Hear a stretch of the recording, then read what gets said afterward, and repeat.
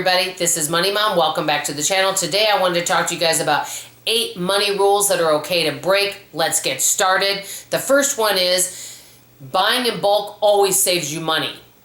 That's not necessarily true.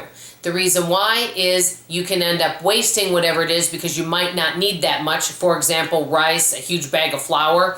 That could be number one. Number two, you don't always save money by buying in bulk because it may not always be the cheapest alternative. So buying in bulk doesn't always save you money. That's number one. Number two, you have to stay away from credit cards if you want to be frugal.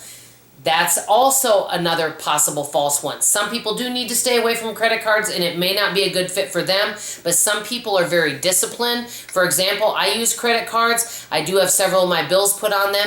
I know many people that put everything on credit cards to get the rewards, but they're very disciplined with paying them in full every month. Number three, plan on retiring at age 65. Well, guess what? That may have been years ago, but some people either, number one, they may not be able to retire because they still need that extra money. Or number two, some people, people are living longer, and many people I know that are in their 80s, some are even early 90s, they really enjoy working and they enjoy making that money. For example, my CPA is going to be 83 and he absolutely loves his job. Number four, you have to practice extreme budgeting to be frugal and pay off debt. Not necessarily. I know some people that are more on the very frugal side. I know people that have more generous budgets. That's why we call it personal finance. I admit, if you're more extreme frugal, you're going to pay off your debt faster. But some people, if they know it's going to be a long journey, they want to be able to enjoy the journey along the way. So you do not have to practice extreme frugality. That's number four. Number five, you have to buy a house if you're frugal because you're going to save more money, because by the time it's paid off, then you'll have this investment.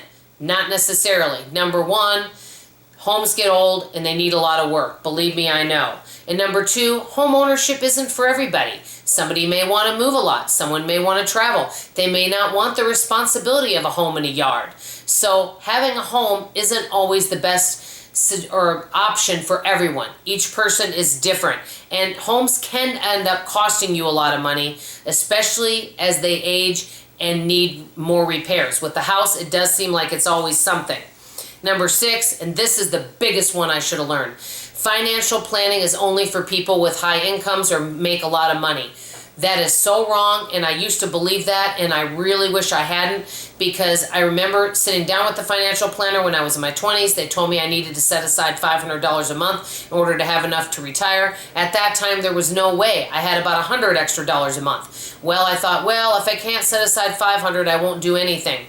That was a dumb mistake. And so I thought, well, I guess this financial planning ahead is only for people that make a lot of money. It's not for lower income people like myself. Wrong. Even if you can only set aside $10 a month, $25 a month, every small manageable step that you can make is better than nothing. And whatever you make now, maybe 2 years from now, maybe you'll make twice as that. You never know. Number seven, gifts. Everyone thinks they have to buy gifts for people for all these holidays. I know it's an obligation and it's expected, but I really would love to see more people not feel so obligated and so guilty if they can't do for people. And I feel that those conversations would be so good, and many families may be relieved to do less gift giving. If you are on a financial journey, you can take away some of those obligations and have those conversations. We don't have to give gifts to one another. So then I know I'm going to get some flack for that one. That's number seven. Number eight, buy the cheapest of everything because you're going to save a lot of money. I've also learned a lesson on that. Buy the cheapest of shoes, clothes. Well, I can tell you this from buying cheap clothes. Many of it pills and it doesn't wash well, and then, and then within a year it looks old and ratty. Many times it's better to spend more money and invest in better quality that you can have for the longer term.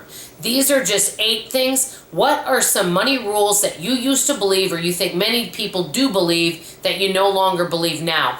I want to hear from you in the comments below. Very quickly, you guys remember Coffee with Kate? She just started a new channel. I'm going to link it below. It's called Life at Home. She basically wanted a fresh start and is wanting to reinvent herself and change some things, and she's really excited about this new journey she's taking. Many of you know her. I love her. She's one of my dearest friends. I'm going to link her channel. Let her know Money Mom sent you. That's all for now. Let me know how you're saving money today. Love you. Bye.